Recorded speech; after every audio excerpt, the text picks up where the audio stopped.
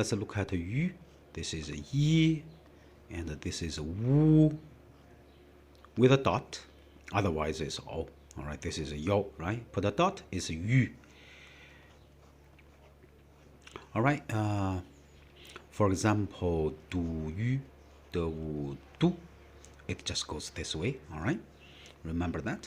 Okay. And yu. It's a translation of du wei. It's a military rank as assistant defender. All right. So yu independently. All right. Let's look at yu at the beginning. For example, yuan. We write yu, okay, and then we put n here. It's yuan. All right. So by itself, it means military, like tracks, not military, tracks of vehicles.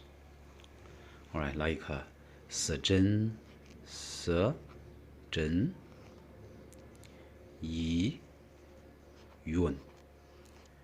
Vehicles, tracks. All right, and then yu in the middle. Here you can also see yu in the beginning here, okay, and then repeat it. It's yu in the middle, yu mobi, okay, it's being hungry. 饿了，饥饿, okay, yu mobi. You can see yu at the beginning, also yu in the middle. So, and then yu in the end, for example, wu and yu. Okay, by itself, it pronounces wu, but spell with the consonant yi, it means yu. It's like the Han Chinese, modern Mandarin language. Okay, this is a wu yu. Wu yu is kind of a sea fish. 海鱼是一种海鱼。